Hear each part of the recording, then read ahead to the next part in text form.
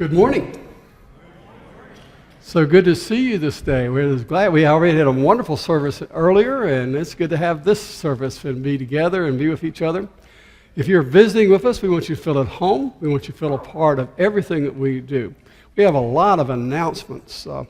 Ronald Barnes is our Deacon of the Week, and he'll read the Song of Solomon. Yeah. He's the lucky one. We don't get to read from the Song of Solomon often, and he gets to read from it this morning. We'll talk a little bit more about that later. There was a short meeting for all the ladies after this, the first service. We need your email addresses. If you have not given us your email addresses for the Mary and Martha group, you can do that on the table in the back after this service. But we want all the ladies to do that if they will. The yard sale is September the 19th. If you still have items to donate, if you can just hold on to them and bring them to the church. Now, if there's something that you've got to get rid of, we'll take it off your hands. But the trailer's full, and about everything else is full. That's a good thing. So help us out if you can on that. The Northeast Mobile Mammography Unit will be here on the 24th. Please call. You see the number in your worship bulletin. And we look forward to that. And I think we're also on the Sunday before that, we're supposed to wear pink. Everybody wear pink. So you'll learn more about that. You look good in pink. We'll be tickled pink that week. All right. The church directory is coming out really soon. Life is complicated. We need to know which email address you want. If you want it put in the directory. We need to know if you want which phone number you want, if you want your cell phone put in, if you don't want your cell phone put in. We just need to know what you want. Put everything in, and then you don't have to worry about it. But if you can help us out with that, let us know. Please call the office. Make sure we have your correct email address and the correct information. Still, we need school supplies for community and schools, and also while they're on sale, pick them up for your school box, Christmas child shoebox. UNCC football starts 2 weeks from yesterday. We need help. Help us out. Sign up. We need all the help that you can. November 1st, which is All Saints Day, my favorite day of the year. And this seems appropriate, we'll have a workshop, a Living Will Healthcare Power of Attorney workshop here at the church from 3 to 5. Hospice is providing that. It's very important to make those arrangements ahead of time. And this is a free workshop, and we can get all that stuff done if you'll help us out and be here. Again, we're glad that you are worshiping with us this day. It is a good day. It is a good day to be in God's house. It's a good day to be together. Let's stand and greet each other.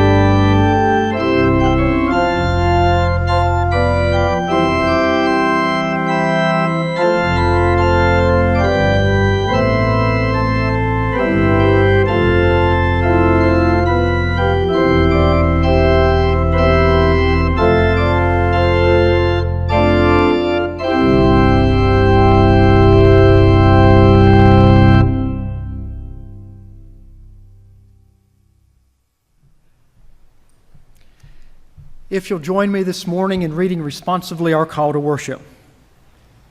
Here, our beloved speaks to us. The voice of our beloved sounds in our hearts, calling us to generous acts, to share the gifts we have been given. Now, our beloved speaks to us. The voice of our beloved sounds in our land, calling us to generous acts, to open our hearts to all in need. in every place, in every moment, our beloved speaks to us. The voice of our beloved sounds in all creation, Calling us to generous acts, to save the thousands of people, the least, the lost, the little, the last. Amen. May we all join together now in our first hymn, Jesus is the Song, hymn number 552. Would you stand, please, as we sing?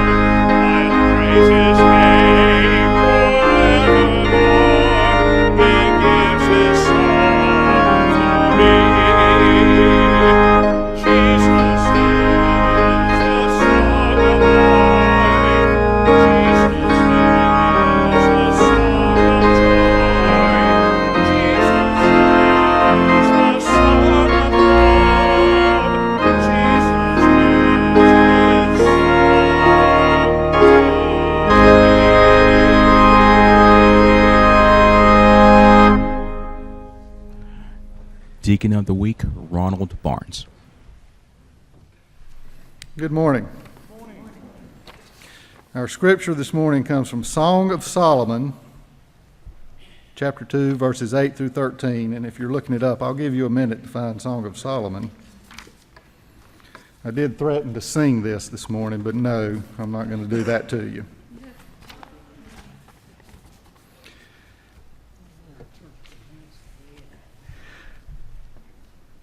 Song of Solomon, chapter 2, verses 8 through 13. The voice of my beloved. Look, he comes, leaping upon the mountains, bounding over the hills. My beloved is like a gazelle or a young stag. Look, there he stands behind our wall, gazing in at the windows, looking through the lattice. My beloved speaks and says to me, Arise, my love, my fair one, and come away.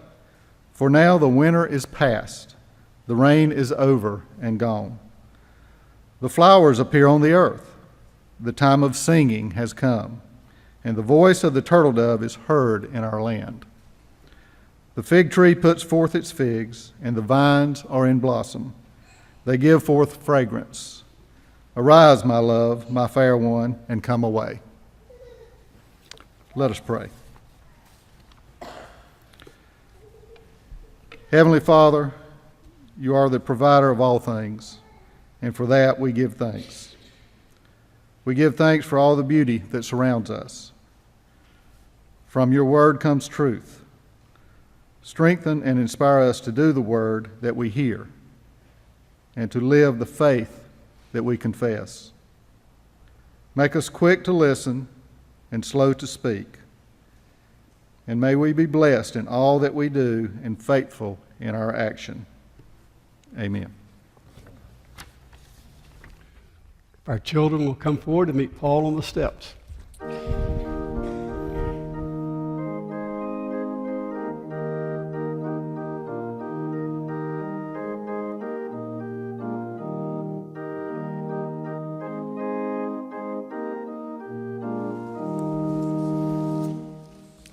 Good morning. Now, before we start, I need for you to wash your hands. You ready? Squirt, squirt, squirt.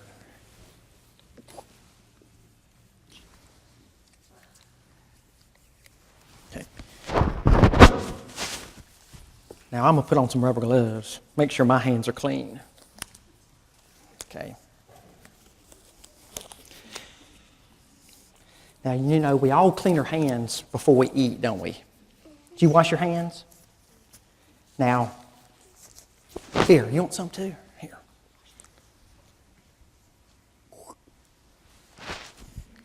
We want to make sure our hands are clean, right? Do you ever see the people at school? They have rubber gloves on when they feed you, right? The lunch ladies, the lunch men, or the restaurants, they wear rubber gloves. Now, we want to make sure our hands are clean when we eat. Now, do you clean your hands before you open your books at school? Do you use this before you open your books? You don't? You do? Well, I hope you will, because those books are dirty. You want to make sure that your hands are good and clean before you open those school books and study. So if your hands aren't clean, don't study. That doesn't make sense, does it? That's kind of nonsense. Well, that's kind of what happened today. Some men said something to Jesus, said, you know, your disciples don't clean their hands before they eat. But yet these people that told them that did crazy stuff. They would talk bad about people, be mean to people, which doesn't make sense. They were looking at the outside, making sure everything was clean, and not looking at what was inside the people's hearts, right? So Jesus said, make sure that your heart is clean. That's what's important. And that it's your attitude towards other people and the way you show love that's important. It's not whether your hands are clean. Ooh, these are hot. But it's what's in your heart that matters and how you love others. Can we pray? Dear God, help us to love others the way you love us. Amen. Thanks, Paul. Let's join in our offertory hymn this morning, hymn 473, More Love to Thee, O Christ. Hymn 473. Let's stand again, please, as we sing.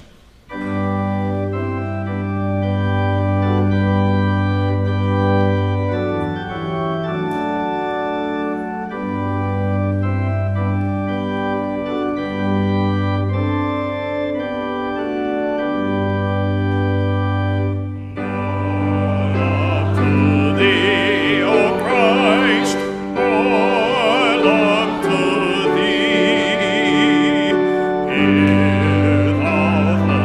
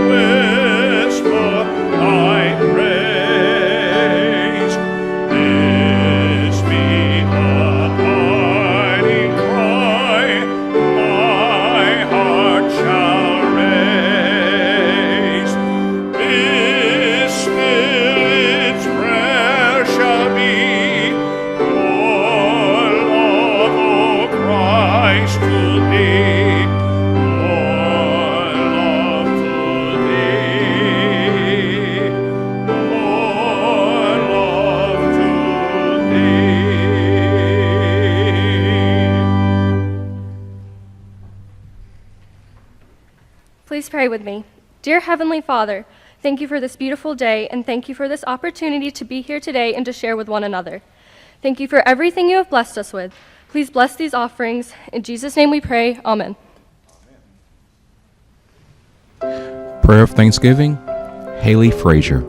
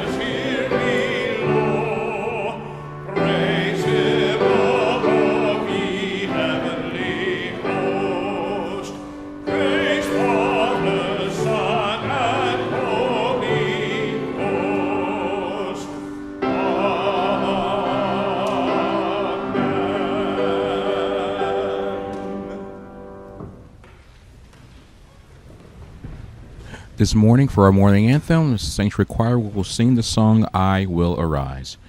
We thank you again for joining us here at McGill Baptist Church.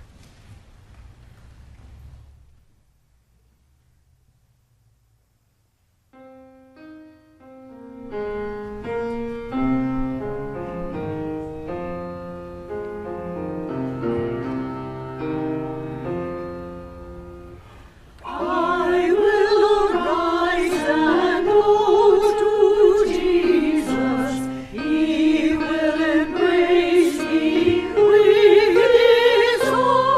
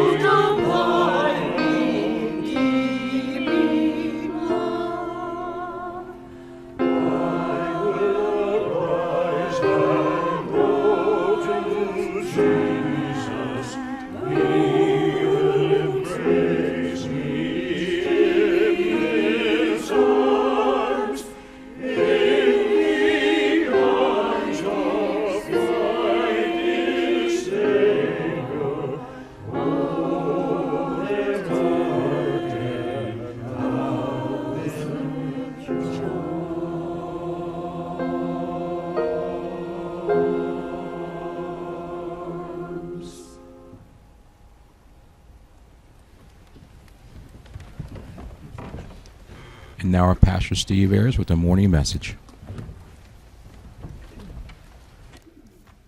Thank you. One of my favorite old Southern hymns, Hauntingly Beautiful. Our New Testament lesson this morning comes from the Gospel of Mark, Mark 7, 1 through 8, and then reading 14 through 15, and then 21 through 23. As is our custom, I'll be reading from the New Revised Standard.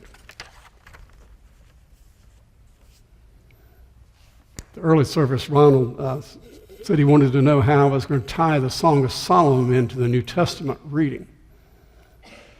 Well, I actually wanted him to do some performance art. I wanted him to bound upon the stage and at least do a little liturgical dance. Song of Solomon is a marvelous book. We don't use it really in the lectionary, but one or two times a year. But it is a poem, a joyous poem to our physical love. And we were reminded that we are all, there's an integrity to everything. There's a wholeness to everything. And we should be comfortable with our bodies. We should be comfortable with our sexuality. We should be comfortable with who we are and use that in God's kingdom. So it's a wonderful thing. And it fits right in with this passage here, what Jesus is talking about. Now, when the Pharisees and some of the scribes who had come from Jerusalem gathered around him, they noticed that some of his disciples were eating with defiled hands, that is, without washing them.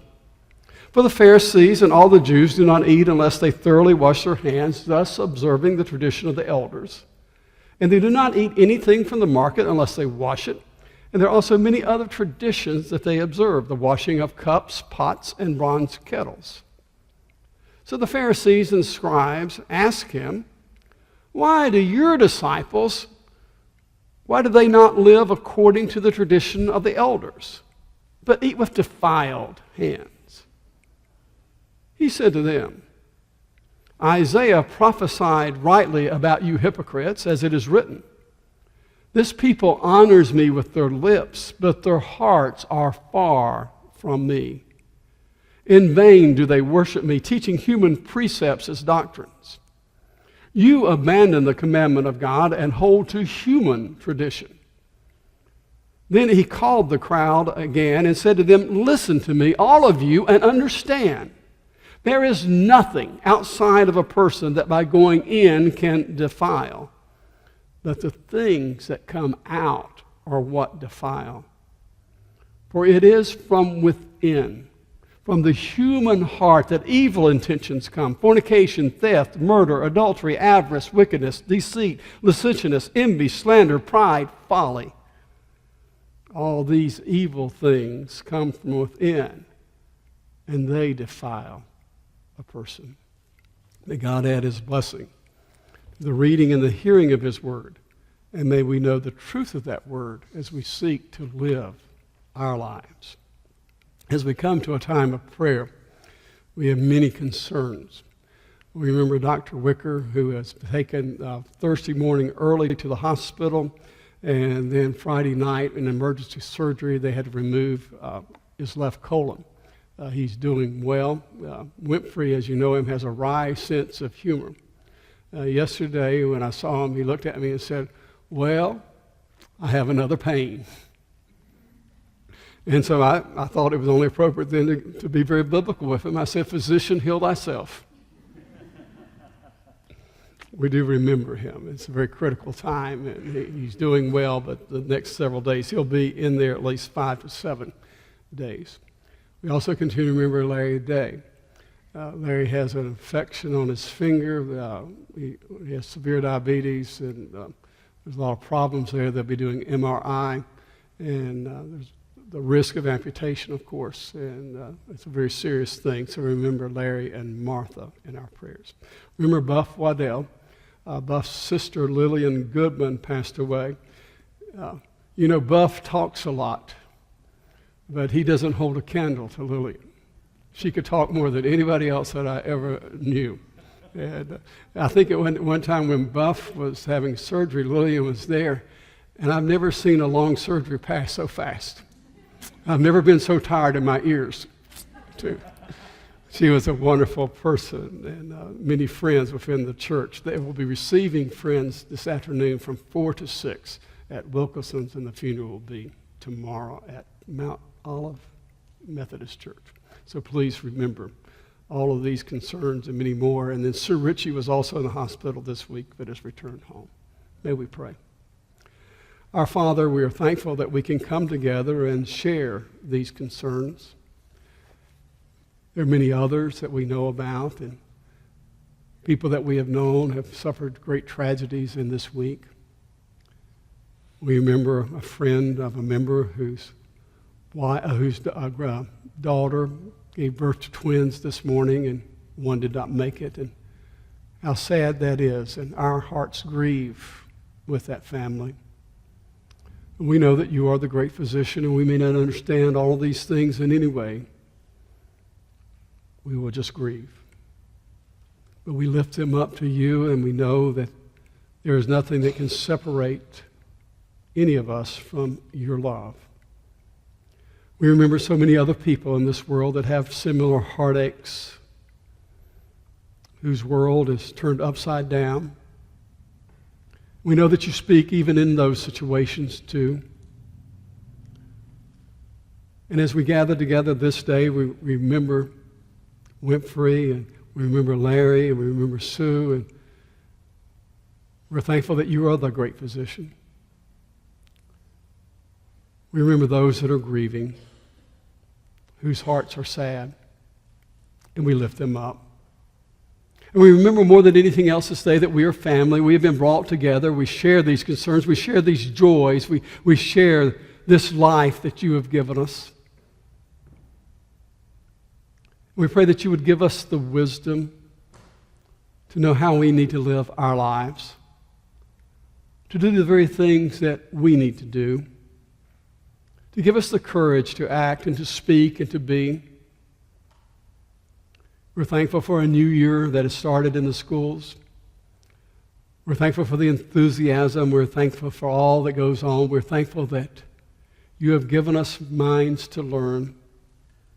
And we pray for each of these children and the faculties and the staff once more. And may we grow in spirit. May we grow in knowledge.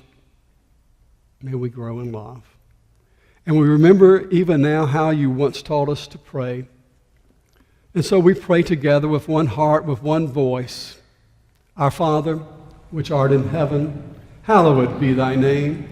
Thy kingdom come, thy will be done on earth as it is in heaven. Give us this day our daily bread, and forgive us our debts as we forgive our debtors. And lead us not into temptation, but deliver us from evil. For thine is the kingdom, and the power, and the glory forever. Amen. We come to a familiar setting. Jesus is speaking, Jesus is teaching, and yet there are some from the outside who are looking in, and they look in with critical eyes. They look in with critical hearts. They look in with a critical spirit.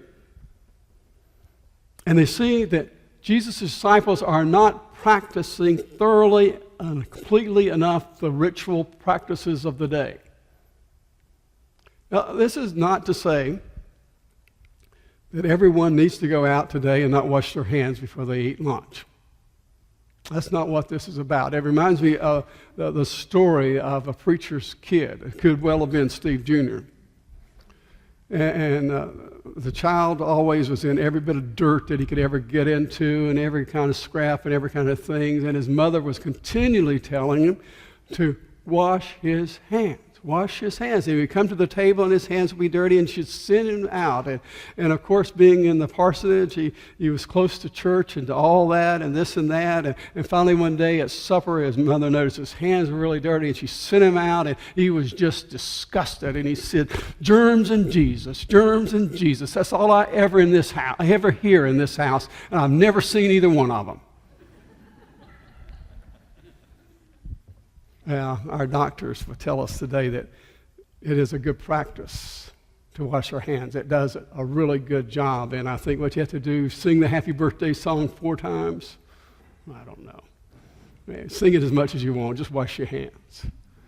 We miss the point if we get hung up on that. The point is that Jesus' disciples had dirtied themselves. Jesus' disciples had already defiled themselves. Jesus' disciples had already taken upon themselves to touch the people that were unclean, to do the things that were considered ritually impure. They had reached out and touched and lived and done all of these things. And those from the outside were wondering why.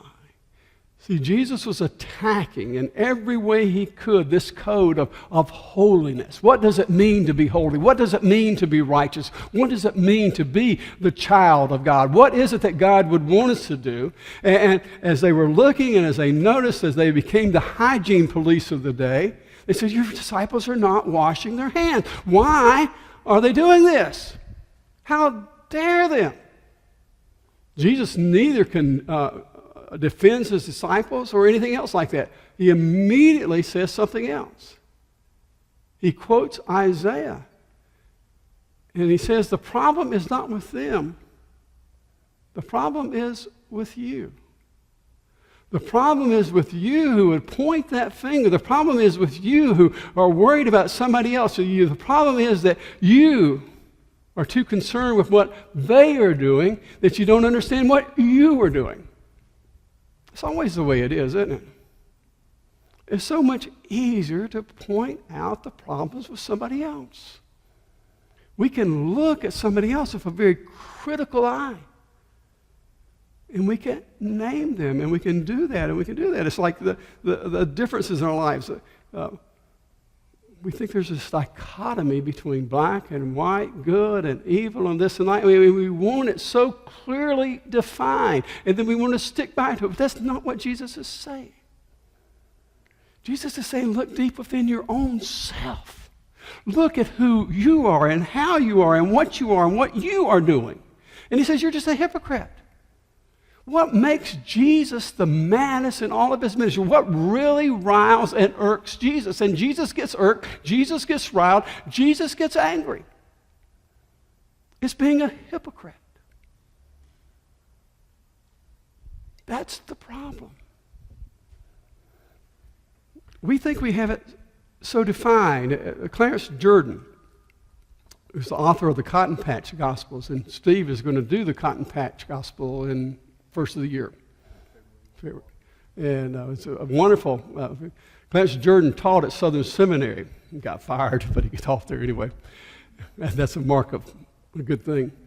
And then he went to Georgia, and in Georgia founded the Koinonia Farm. There in Georgia he worked at a time of great violence in our country. He worked that people would be seen as equal, and all people, no matter the color of their skin, would be valued, that there would be an understanding, that we can get along, that we could have peace, that we could have reconciliation, and that every person was a child of God. From out of the Koinonia Farm came Habitat for Humanity. And he wrote the Gospels. He translated the Gospels. He was quite the Greek scholar, and he did it in the vernacular of the South. And he wanted to bring it home and make it real. He also wrote a book called The Substance of Faith, a very powerful book. The Koinonia Farm, there was crosses burned on it, there was bombings, there was everything that you expected from that era, but it didn't deter him from doing what he knew to be right. He said one day that he was lost. He lives in Georgia. He grew up in Georgia. I guess it's easy to get lost in Georgia. And he was hunting, and he was a kid, and he was hunting in the fields, and he just didn't know where he was. And finally, he came upon a farmhouse, and there was a guy on the porch. That's a very southern thing. He was porching. And the guy looked at him. He's an older guy. And he says, I know who you are. Clarence says in his book, he says, I don't know how he knew who I was, because I sure didn't know who he was. And I was lost, and I didn't know where I was. And then he looks at me, and he points that finger, and he says, you're Jim Jordan's son. Clarence says, yeah, that's right. He said, how did you know that? He said, because you are the spitting image of him.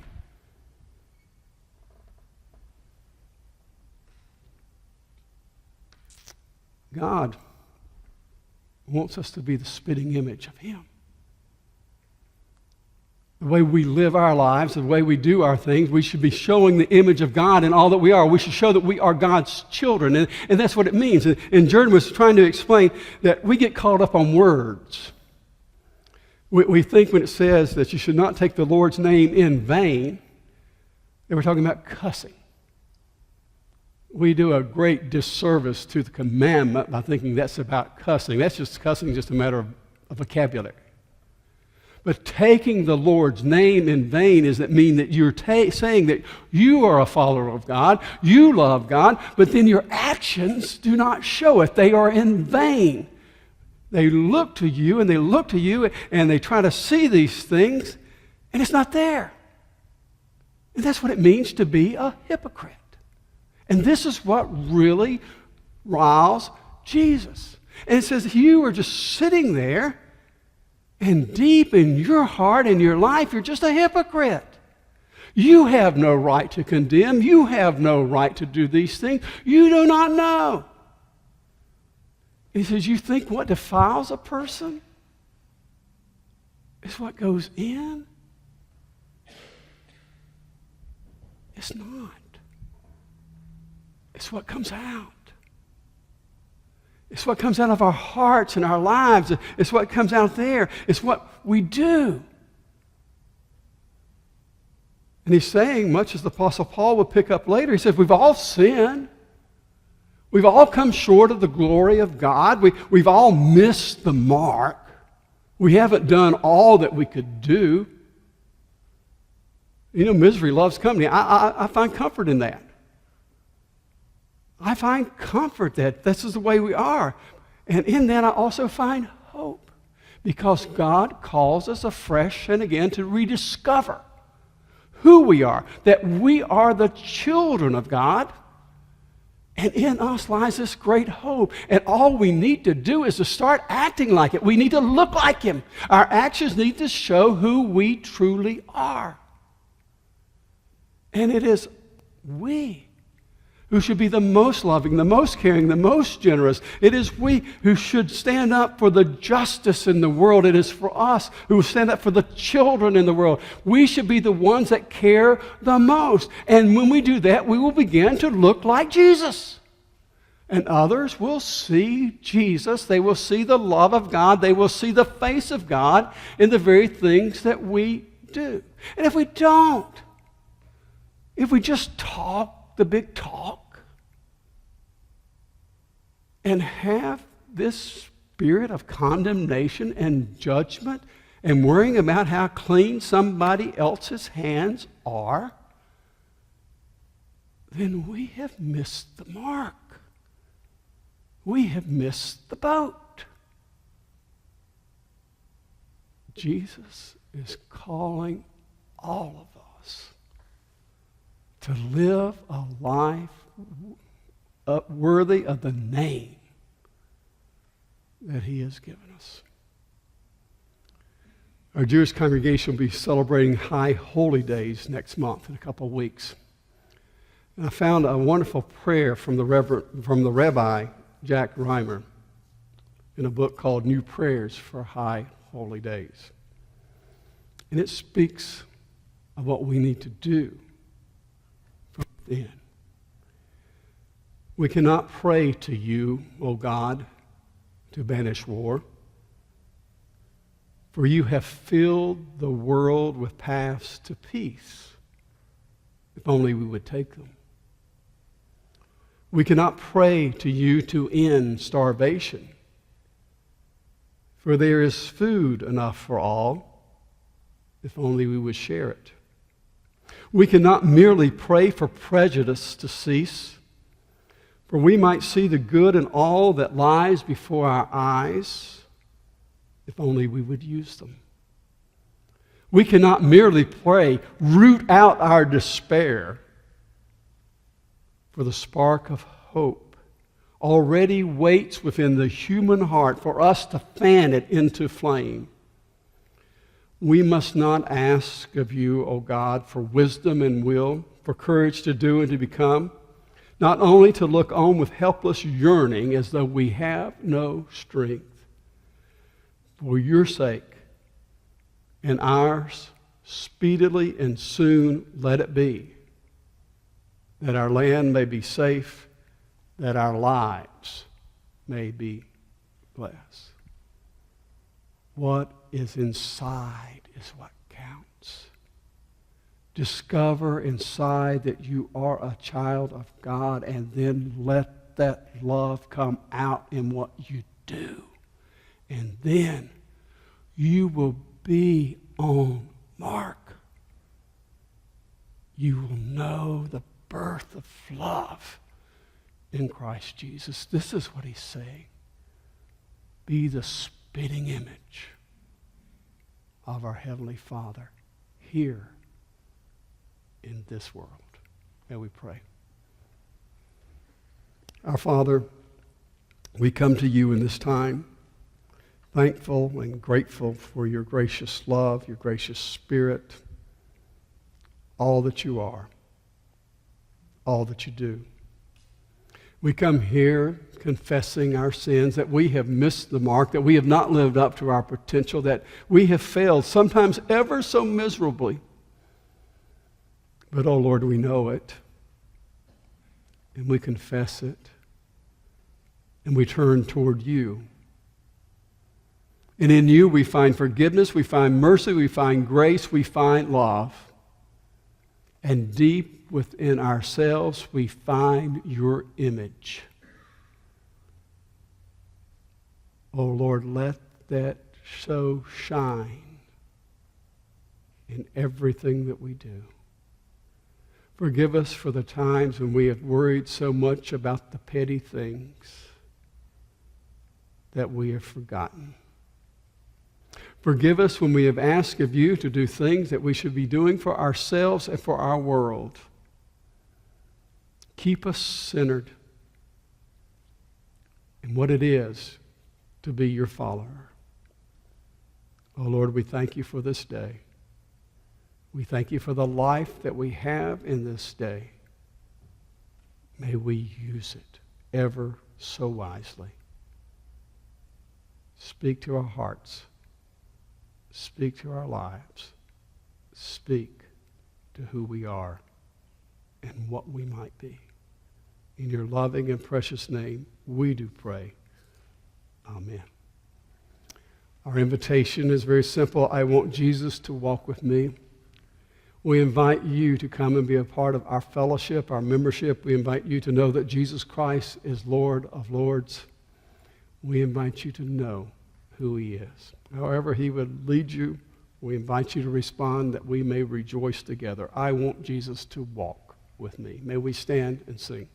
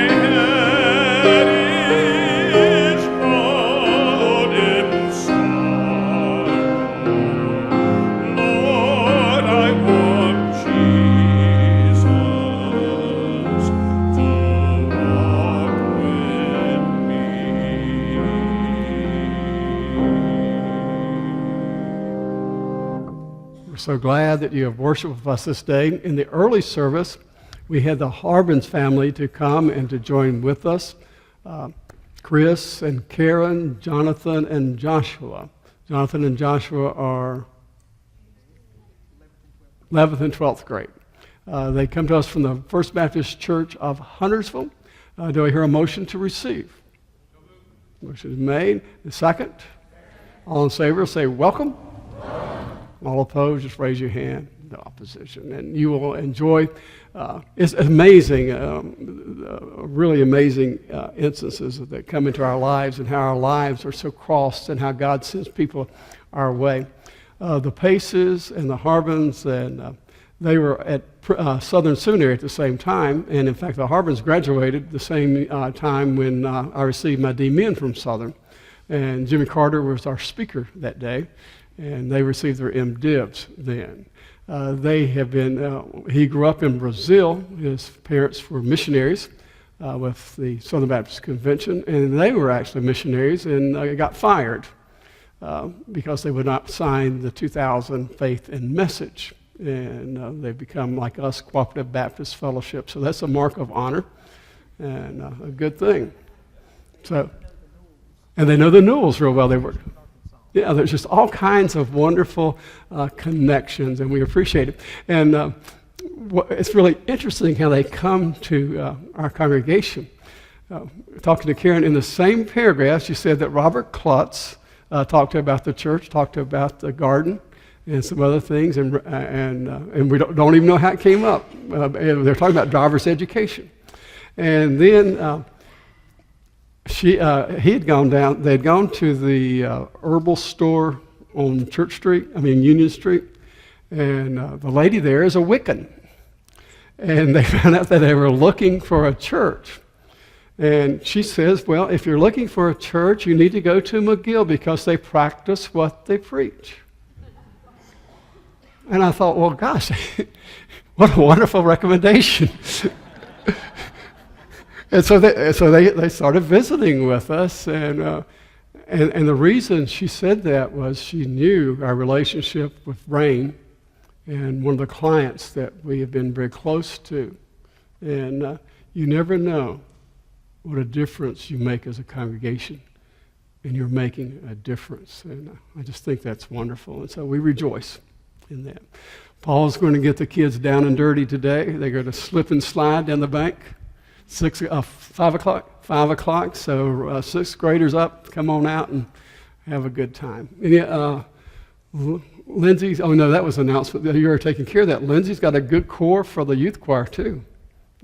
We're good. Good. All right. Any other announcements? Have I left anything out? I think we ought to brag on Lindsay. Yes. I mentioned in the early service she auditioned for the Charlotte Festival Singers and was invited to come join that group. So.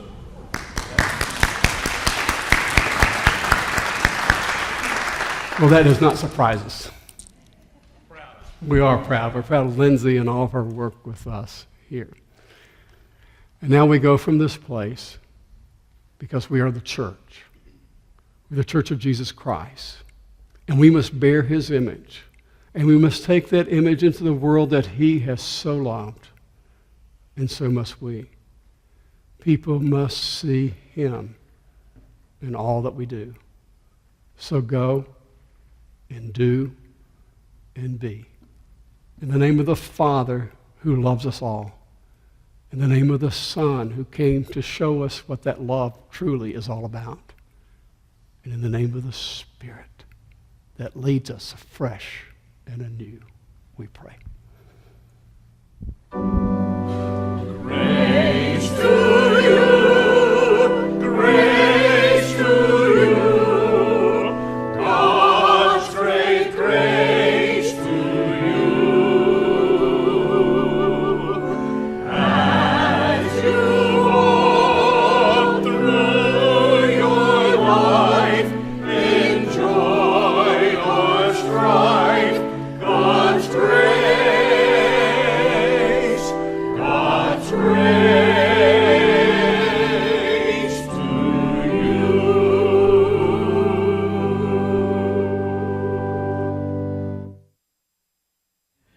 We thank you again for joining us here at McGill Baptist Church, our August 30th worship service, our 1045 service. McGill Baptist Church is at 5300 Popper Tent Road in Concord, North Carolina.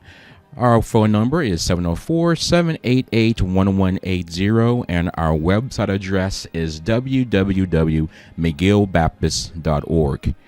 We thank you again for joining us, and as always, have a blessed day.